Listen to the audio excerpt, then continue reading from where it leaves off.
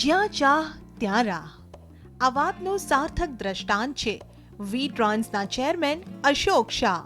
અશોક શાહને આજે આપણે જ્વેલ ઓફ ગુજરાત તરીકે ઓળખીએ છીએ. અશોકભાઈના પિતા કુંવરજીભાઈ શાહ દ્વારા ₹5,000થી શરૂ થયેલા વિજય ટ્રાન્સપોર્ટને આજે અશોકભાઈએ 5 ડિવિઝન અને 400 શાખાઓ સુધી વિસ્તાર્યું છે.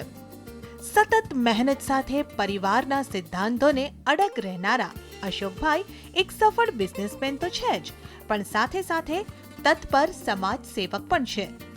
3 મોટી કંપનીઓ, 3 પેઢીનો પરિવાર, જીતો, કચ્છ કોર્પોરેટ અને ઘણી બધી કંપનીઓને સાથે લઈ કેવી રીતે કરી શકે છે 50 વર્ષથી આ દરેક કામ? જાણીએ તેમના જ શબ્દોમાં આજના રૂબરૂમાં.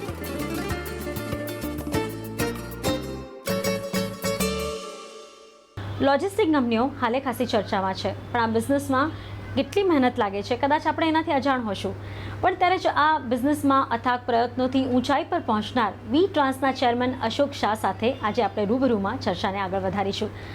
અશોકજી, સ્વાગત છે CNBC બજારમાં. ત્યારે જ આપણે જોયું કે લોજિસ્ટિક બિઝનેસ પહેલાં બહુ ચર્ચામાં નહોતો આવતો. આજે આપણે ઈ-કોમર્સના લીધે ખાસો એક બૂમિંગ થતો જોવા મળી રહ્યો છે. પણ આ બિઝનેસની શરૂઆત કેવી રીતે થઈ? આપે પોતાની કારકિર્દી કેવી રીતે ઘડી? બિઝનેસની શરૂઆતમાં એક વાત કહી શકાય કે લોજિસ્ટિક કહો કે ટ્રાન્સપોર્ટેશન કે આજે લોકોની લાઈફ લાઈન કહી શકાય કે લોજિસ્ટિકના વગર આજે ભારતમાં શું કે દુનિયાના કોઈ બી પ્રદેશમાં વિકાસ શક્ય નથી. એટલે વિકાસ માટે લોજિસ્ટિક સારામાં સારું માધ્યમ છે. જ્યાં સુધી અમારી કંપનીની વાતનો સવાલ છે તો 1956માં સૌ પ્રથમ મારા ફાધરે 2 ટાટા ટ્રક લીધી જે અમારી કોમ્યુનિટીમાં ફર્સ્ટ હતી. તો એ 2 ટ્રકો થકી મુંબઈથી બહારગામનો એમણે ધંધો ચાલુ કર્યો, એક ટ્રાન્સપોર્ટ સાથે એટેચ કર્યું. જ્યારે ટ્રાન્સપોર્ટવાળાએ એક વખત એમની ગાડી ન ભરાઈ અને કહ્યું કે તમારું વાણિયાઓનું કામ નથી, અને એમાંથી આ વિજય ટ્રાન્સપોર્ટ કંપની તે વખતનો જન્મ થયો. ફક્ત 5,000ની મૂડીથી મારા પિતાજી શ્રી કુંવરજી કે શાહ અને વસંતજી કે શાહ એ બેઉએ ભાઈઓએ મળી અને આ ધંધાની શરૂઆત કરી. 1947માં પદમસિંહ નરસિંહમાં ટ્રાન્સપોર્ટમાં જ નોકરી કરતા હતા, જેમાં એમણે 1949માં બહુ સારી રીતે માલિકની ગેરહાજરીમાં ધંધો ચલાવ્યો. એના કારણે ખુશ થઈને એમણે એક ટ્રકની ભેટ 1950માં આપેલી. ત્યારથી પોતાનો ધંધો ચાલુ થયેલો એમનો. અને શરૂઆતના દિવસોમાં ત્યારે રોડની કન્ડિશન એટલી ખરાબ હતી, પરમિટોના વાંધા હતા, માણસો એક ટ્રક અહીંથી જે આજે બીજે દિવસે પહોંચી જાય છે 8 દિવસે 10 દિવસે પહોંચતી હતી, વાયા ફરીને જતી હતી. અને એવા સંજોગોમાં એમણે પોતાનો ધંધો ચાલુ કર્યો. અહીંથી મુંબઈમાંથી ચાલુ કર્યા બાદ તરત જ ભુજ અને રાજકોટ એ 1958માં એમની ઓફિસો કરી. 1959-60 દરમિયાન પછી વડોદરા, અમદાવાદ એ રીતે 12 ઓફિસો 1962 સુધી કરી. 1962 સુધી એક તો એજ્યુકેશનનો અભાવ અને ધંધામાં નવા હોવાથી 62-63 સુધી આ અમારી કંપની નુકસાનીમાં ચાલી. 1963-64માં અતુલ ડ્રગ હાઉસ, જેની પાસે મોનોપોલાઇઝ બિઝનેસ હતો, એમની સાથે મારા ફાધરનો પરિચય થયો અને એ પરિચય દોસ્તીમાં પરિણામ્યો. દોસ્તીમાં પરિણામવાના બદલે એ ધંધામાં બી ડાયવર્ટ થયો. અને એ અતુલ ડ્રગ હાઉસનું ઓલ ઓવર ઇન્ડિયાનું કામ તે વખતે અમે એક ચેલેન્જ તરીકે સ્વીકારેલું ને સક્સેસફુલી કર્યું. અને 1965માં અતુલ ડ્રગ હાઉસ થકી અમને બ્રેક ઇવન આવ્યું. અને તે વખતેની સારામાં સારી બધી મોટી કંપનીઓ અમારી સાથે બિઝનેસ કરતી હતી. એમાં મુખ્યત્વે હું નામ આપી શકું 1965માં Asian paint, Colgate, Bata Godrej and Boyce, આ બધી કંપનીઓ ગુજરાત માટે અમારી સર્વિસ લેતી હતી. અને ફોર્ચ્યુનેટલી જ્યાં સુધી મારી વાત છે, હું 1965માં અમારી ઓફિસ જે 99-101 કેશવજી નાયક રોડ પર હતી, એની સામે મારા કાકા રહેવા આવ્યા અને કાકા સાથે રહેવા ગયો. પાલા સ્કૂલમાં ભણવા ગયો અને એમાં સવારના 7 થી 1 વાગ્યા સુધીની સ્કૂલ હતી અને 2 વાગે આવીને ઓફિસે બેસ્યો. એટલે આમ જોવા જાઓ તો 50મું વર્ષ મને ચાલે છે ધંધામાં આવ્યાને. અને જે ધંધાની જે ગતિવિધિઓ છે, નાનામાં નાનું કામ, મોટામાં મોટું કામ, બધી શીખવા માટે 1965થી 1970 સુધીના પીરિયડમાં હું લગભગ બધા કામ શીખી ગયો. 1969માં મને SSCમાં ફર્સ્ટ ક્લાસ આવ્યો તો 2 મહિના રહીને મને કોલેજમાં દાખલ કરવામાં આવ્યો. તો મારી કોઈ મને ધંધામાં દિલચસ્પી હતી એટલે કોલેજમાં જવાની ઈચ્છા નથી, પણ હતો કુદરતનું કરવું હતું, સારું કરવું હશે કે એક એક્ઝામ આપ્યા પછી હું માંદો પડ્યો અને ત્યારથી કોલેજ છૂટી અને ધંધે ફૂલ ટાઈમ લાગી ગયો. તે વખતે મારા પિતાજીને મેં 1-2 ચીજ માટે પૂછ્યું. મને કે તું હવે નાનો નથી, મોટો થઈ ગયો છે, તારા ડિસિઝન તારે જ લેવાના. અને આ એક ચીજ આજ દિવસ સુધી મને આગળ ધપાવવામાં મદદરૂપ થઈ છે. ત્યારે તમારી લાઈફની જ વાત કરીએ તો તમે શરૂઆત કરી, તમે કહો છો ઘણા સ્ટ્રગલ સાથે શરૂઆત કરી, તમારે ઘણા સિચ્યુએશનને કારણે ભણતર છોડીને તમે બિઝનેસમાં જોડાઈ ગયા. ત્યારથી લઈને અત્યાર સુધી કેટલા ઉતાર ચઢાવ આવ્યા છે બિઝનેસમાં, શું ફરક આવ્યો છે? તે વખતેનું જે બિઝનેસની સિચ્યુએશન હતી, સેલર્સ માર્કેટ હતી અને ડ્રીમ સિચ્યુએશન હતી એમ કહી શકાય. હું 1965માં સૌથી પહેલાં ટ્રક ઉપર ડિલિવરી કરવા જતો હતો વેકેશનના ટાઈમે. અને ઘણી વખત માલ ઉપર સૂઈ અને તાલપત્રીની ચાદર બનાવતા હતા. એ દિવસો બી મેં જોયા છે. તે વખતની સિચ્યુએશન શરૂઆતના 1958થી 65નો ગાળો જાય તો અમારે ત્યાં બુકિંગ માટે માણસોની લાઈન લાગતી હતી અને ટોટલ પેઇડ ભાડા ઉપર બિઝનેસ થતો હતો. એના પછી એક ટ્રાન્સપોર્ટ કંપનીએ આવીને 2Pay કોન્સેપ્ટ લાવ્યા કે જ્યાં માલ પહોંચે ત્યાંથી પૈસા લેવાના. અને 1966માં બીજી એક ટ્રાન્સપોર્ટ કંપની આવી, એણે બિલિંગનો બિઝનેસ ચાલુ કર્યો. નહીં તો સેવા ક્ષેત્રમાં જોવા જાઓ તો અત્યારે બી ટ્રાન્સપોર્ટ સિવાય બધા ક્ષેત્રમાં પહેલાં તમારે પૈસા ચૂકવવા પડે અને પછી સર્વિસ તમારા માટે અવેલ થાય. પણ આ અનફોર્ચ્યુનેટ ટ્રાન્સપોર્ટનો મૃત્યુ ઘંટ વગાડનાર જો ચીજ હોય તો આ ટુ બી બિલ્ડ કોન્સેપ્ટ જે લાવ્યા એને આપણે કલ્પ્રિટ તરીકે કહી શકાય. વી ટ્રાન્સ ઇન્ડિયા લિમિટેડ જે રીતે ઉભર્યું, બહાર આવ્યું, ત્યારબાદ શું એની શાખાઓ થઈ છે? શું તમે આને વિસ્તરણ કર્યું છે આ કંપનીનું? વી ટ્રાન્સ 1958માં વિજય ટ્રાન્સપોર્ટ કંપનીના નામે શરૂઆત થયેલી અને આજની તારીખમાં સ્વતંત્રપણે 400 જેટલી શાખાઓ ધરાવે છે. એમાં અમે મુખ્યત્વે ફૂલ ટ્રક લોડનું કામ, ગોડાઉન પર માલ આવે એ ગોડાઉન ટુ ગોડાઉનના માલ જે ટ્રાન્સપોર્ટેશન, જે ટ્રેડિશનલી ટ્રાન્સપોર્ટેશન હતું એ કરીએ છીએ. અને વેલ્યુ એડેડ સર્વિસ તરીકે અમે ક્યારેક જે ગોડાઉન ઉપર આવેલા માલ હોય એને કોઈ પાર્ટી કહે કે અમને ત્યાં ડેસ્ટિનેશન ઉપર ડિલિવરી કરાવી આપો તો એ કરાવી આપીએ છીએ. એટલે બધી કંપનીઝ અલગ અલગ છે? કઈ રીતની તમે વ્યવસાય છે? કંપની અમારી એક જ છે પણ ડિવિઝન અલગ છે જે ઇન્ડિપેન્ડન્ટલી કામ કરે છે. અને અત્યારની તારીખમાં મારો રોલ જોવા જાઓ તો એક તો ટેકનોલોજી છે. ટેકનોલોજીનો વિકાસ કંપનીમાં જે અત્યારે ERP ચાલી રહ્યો છે એ મારું બ્રેઇન ચાઇલ્ડ છે. એની સ્ક્રિપ્ટ પણ એકાઉન્ટ્સ અને ઓપરેશનનો નોલેજ હોવાથી મેં પોતે જાતે લખી હતી ને એ જ મૂર્તિમંત થયું છે.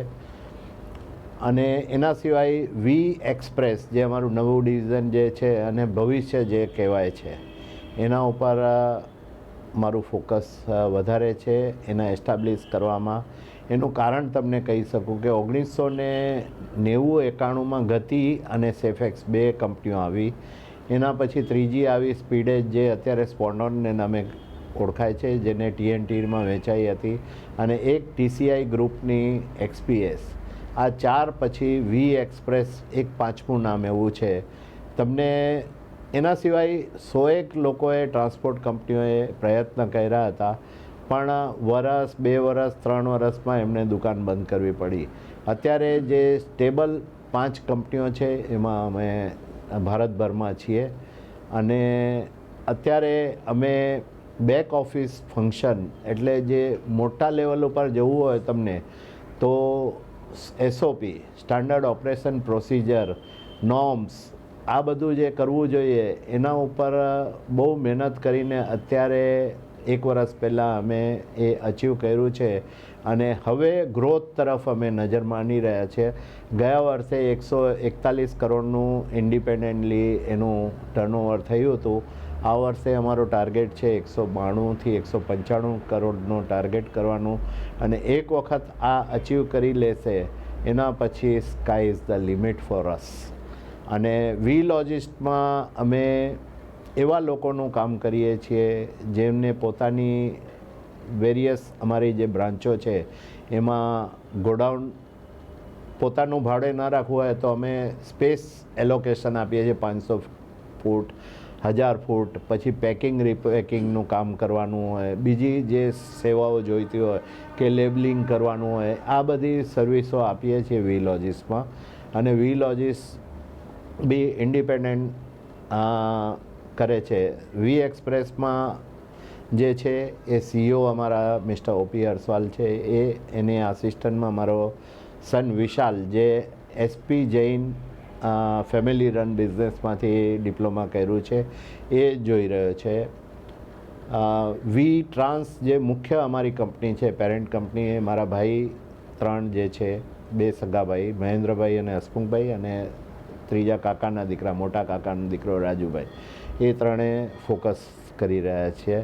અને વી લોજિસ જે છે એ મારો બીજો સન જે છે, જે NMમાંથી MBA કરેલું એણે HRમાં, અને સાન ફ્રાન્સિસ્કોમાંથી લોજિસ્ટિક સપ્લાય ચેઇન મેનેજમેન્ટમાં માસ્ટરી કરી આવેલો છે USAથી, એ જોઈ રહ્યો છે ફૂલ ટાઈમમાં. અને અત્યારે જે દેખાઈ રહ્યું છે કે જે રીતે મેં તમને અગાઉ વાત કરી કે લોકોની આવક ડબલ થાય છે, 14 કરોડ માણસો, 10 કરોડની સામે 14 કરોડ કામ કરવાવાળા છે. આ જોવા જાઓ ને તો આપણે વિઝ્યુલાઇઝ હું કરી શકું છું કે આજે અમારી જે લોજિસ્ટિક ઇન્ડસ્ટ્રી છે કે સોનાની ખાણ ઉપર બેઠી છે. હવે સોનું કોને મળશે? જે એના માટે લાયક હશે અને મહેનત કરશે, એ રાઈટ દિશામાં જે કામ કરશે, એના માટે સ્કાય ઇઝ ધ લિમિટ. ખાસ કરીને હમણાં તો એક કારકિર્દીની વાત કરે તો તમે ઘણી ઊંચાઈએ પહોંચી ગયા છો. ઘણા એવા કહી શકાય કે એવોર્ડ્સથી તમને સન્માનિત કરવામાં આવ્યા છે, પણ એક અત્યારે ખાસ કહી શકાય કે જ્વેલ ઓફ ગુજરાતમાં જે તમને પોતાનું સ્થાન આપવામાં આવ્યું છે, શું કહેશો એના વિશે? જ્વેલ ઓફ ગુજરાત એટલે આ એવોર્ડ જોવા જાઓ ને તો એક સપના સમાન હજુ બી મને લાગી રહ્યું છે આટલા સમય પછી. કેમ કે આ જે બુકનું વિવરણ થયું, બુક લખાઈ, એનું કારણ તમને જણાવું તો મોદી સાહેબ જ્યારે વડાપ્રધાન પદે બિરાજ્યા ત્યારે એમને એક બુક જોવામાં આવી, jewel of Rajasthan. Jewel of Rajasthan જોઈને એમણે જે મીડિયાવાળા હતા એને કહ્યું કે ભાઈ જ્વેલ ઓફ રાજસ્થાન તે પ્રગટ કરી છે, તો જ્વેલ ઓફ ગુજરાત શા માટે નહીં? અને એમની પ્રેરણાથી એમણે જ્વેલ ઓફ ગુજરાત લખવાની ચાલુ કરી. જ્વેલ ઓફ ગુજરાત માટે એમણે આઈડેન્ટિફિકેશન માટે એ પોતે જે મીડિયા હાઉસ છે એ જયપુર અને USAમાં છે, અને જે મુખ્ય માલિક છે એ મોટાભાગે USAમાં રહે છે. એટલે એમણે શું છે કે 80 જણાને સિલેક્ટ કર્યા. 80માંથી 69 જણા જે છે એ NRI એટલે ઇન્ડિયન ગુજરાતી પણ વિદેશમાં વસનારા છે, અને 11 જણા ફક્ત અહીંયા ભારતમાંથી સિલેક્ટ થયા, અને એમાં મારું નામ આવ્યું અને કચ્છમાં હું એકમાત્ર છું. એટલે આના માટે હું કહું કે મારી કોઈ લાયકાત કે હેસિયત હું એમ સમજું છું કે ન હતી, પણ સારા રિલેશન અને બીજા પરિબળ હશે ભલામણો લોકોની, એના થકી મને આમાં સ્થાન મળ્યું. એ મારા માટે એક સીમાચિહ્ન સમાન છે અને હું નથી સમજતો કે આનાથી મોટું સન્માન આજે ન ભૂતો ન ભવિષ્ય મળી શકે મને. અત્યારે જે કારકિર્દીની વાત કરીએ તો સ્ટાર્ટઅપ્સ માટે અત્યારે આપણે જોઈએ તો મોદી સરકાર ઘણા કામ કરી રહી છે, પણ ત્યારે જ સ્ટાર્ટઅપની જ વાત કરીએ તો તમારો સમય જ્યારે હતો, જ્યારે તમે પોતાની કારકિર્દી શરૂ કરી, ત્યારે સ્ટાર્ટઅપ્સ અથવા નવા બિઝનેસ શરૂ કરવા કેટલા મુશ્કેલ હતા, કઈ મુશ્કેલીઓ નડીને આજે કેટલું ઇઝી થઈ ગયું છે? સ્ટાર્ટઅપ માટે જે વખતે મેં કારકિર્દી શરૂઆત કરી ને તે વખતેની સિચ્યુએશન આપણે જોવા જઈએ તો જે સાહસિકો હતા એ લોકો સ્ટાર્ટઅપ કરતા હતા અને સમાજના લોકોનો ફાઇનાન્શિયલી સપોર્ટ મળતો હતો અને એના થકી એ લોકો આગળ વધી શકતા હતા. તે વખતે અત્યાર જેટલી ઇઝી ટર્મ્સ પર લોન કે ફાઇનાન્સ નહોતું મળતું. તો અત્યારેનો વર્ગ જે છે સ્ટાર્ટઅપવાળા એ ભણેલા ગણેલા છે. બ્રાન્ડિંગ માટે શરૂઆતથી જ બ્રાન્ડિંગ અને અન્ય વસ્તુ માટે જાય છે, જે એક જમાનામાં બહુ જ કોસ્ટલી અફેર કહેવાતું હતું. હવે ડિજિટલ મીડિયા થકી બ્રાન્ડિંગની પ્રક્રિયા બહુ જ સરળ થઈ ગઈ છે ને ફોકસ જે આ ચીજો માટેનો સ્પેશિયલાઇઝ માણસો છે એ હાયર કરી શકાય છે, આઉટસોર્સિંગ કરી શકાય છે. આજનો જે સમય છે 2010થી ઓનવર્ડનો સમય, હું કહી શકું કે જેને પોતાનો બિઝનેસ ચાલુ કરવો હોય, છેલ્લા 5000 વર્ષમાં આવી ઓપોર્ચ્યુનિટી ઇતિહાસ જોવા જશો તો આવી નથી અને આવશે કે નહીં એ કહી નહીં શકાય. અત્યારે બેસ્ટમાં બેસ્ટ સમય છે જે સ્ટાર્ટઅપ જેણે કરવું હોય એના માટે. ખરી વાત છે, પણ ત્યારે જ ઈ કોમર્સ જ્યારથી બૂમિંગ થયું ત્યારથી લોજિસ્ટિક કંપનીઓનું કહી શકાય કે વેપાર વધુ ગ્રો થયો, રીચ ડોર ટુ ડોર વધી ગઈ. આજે આપની કંપની 700-750 કરોડની એક કંપની છે. તમે ક્યારે લિસ્ટિંગનું વિચાર્યું છે? લિસ્ટિંગ કરવાથી ગ્રોથ મળે છે, કઈ રીતનું આપનો ગ્રોથનો વિચાર છે?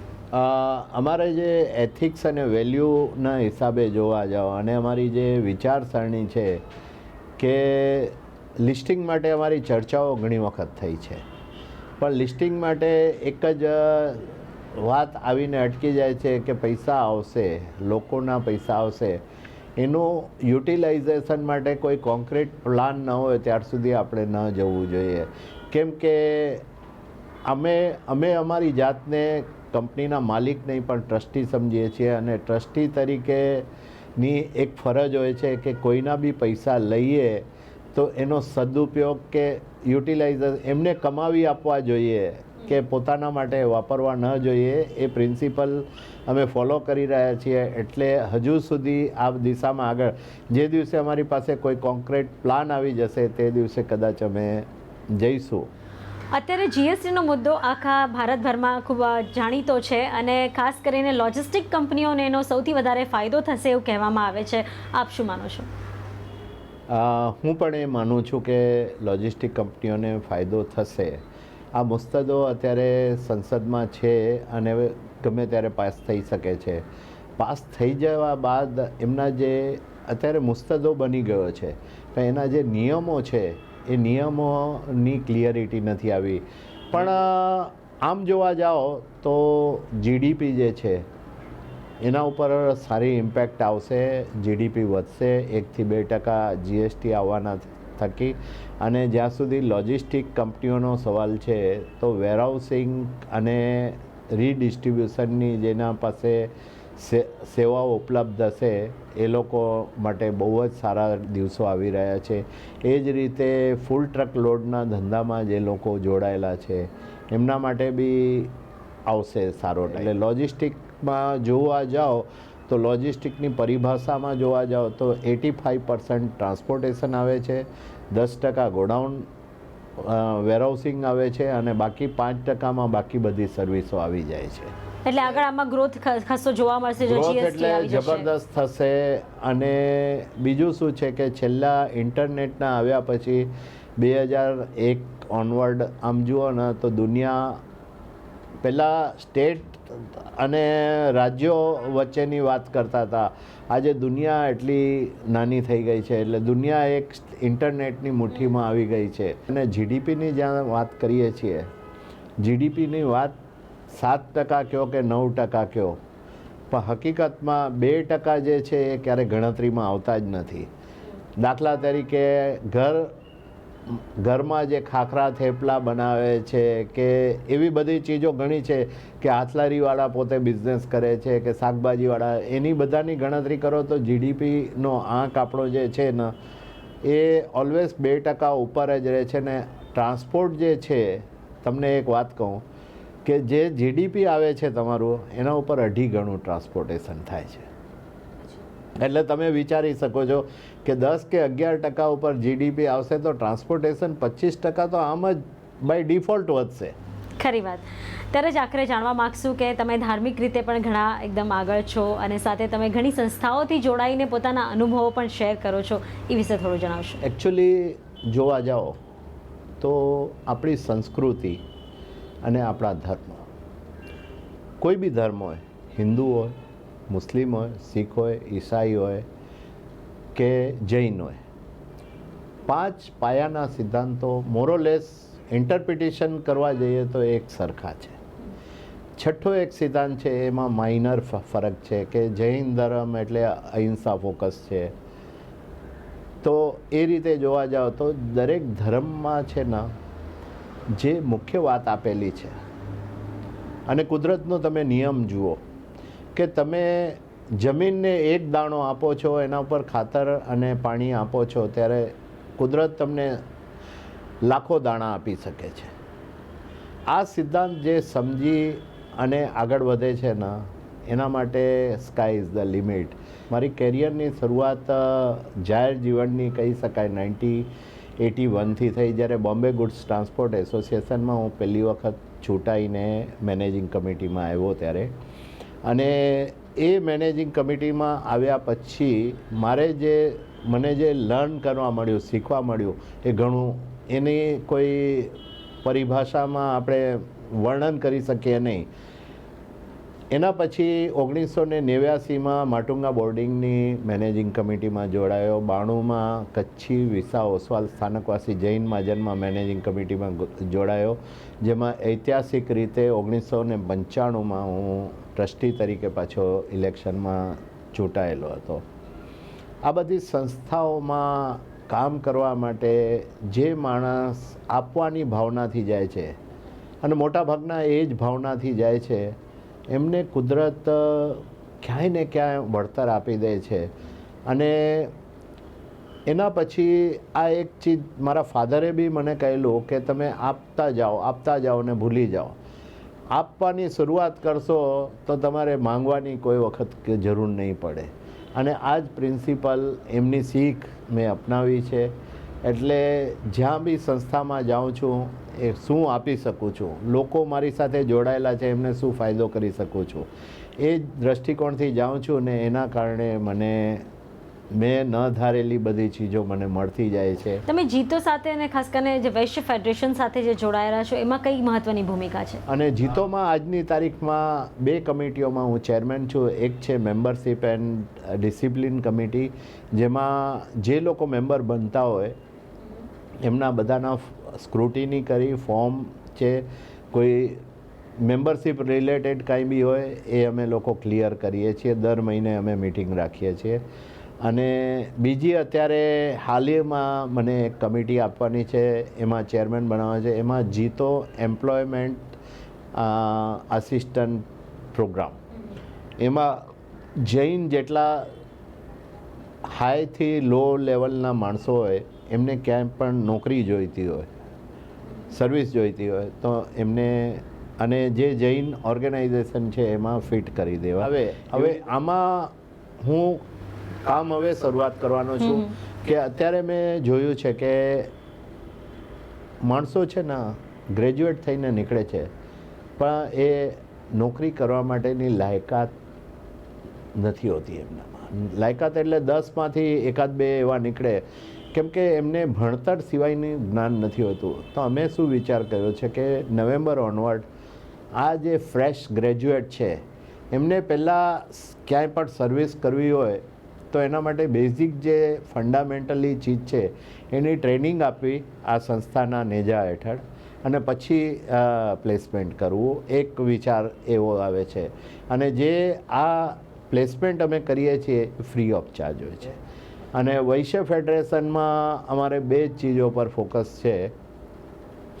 એક એન્કરેજિંગ એન્ટરપ્રિનરશીપ. એન્કરેજિંગ એન્ટરપ્રિનરશીપ ઉપર મારું વધારેમાં વધારે ધ્યાન એટલા માટે જાય છે કે એક જમાનો હતો કે દોરી લોટો લઈને આવતા અને પોતાની મહેનતથી થોડા ટાઈમ નોકરી કરીને માણસો પોતાનો ધંધો કરતા.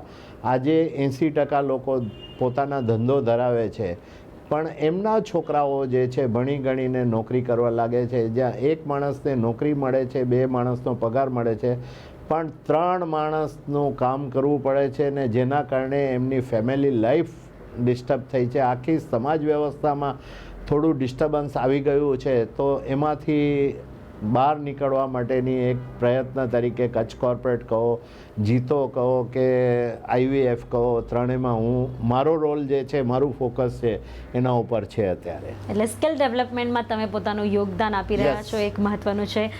ત્યારે જ તમારો આટલો કિંમતી સમય આપી તમે આટલા અનુભવો અમારી સાથે શેર કર્યા તે બદલ અશોકજી આપનો ખૂબ ખૂબ આભાર.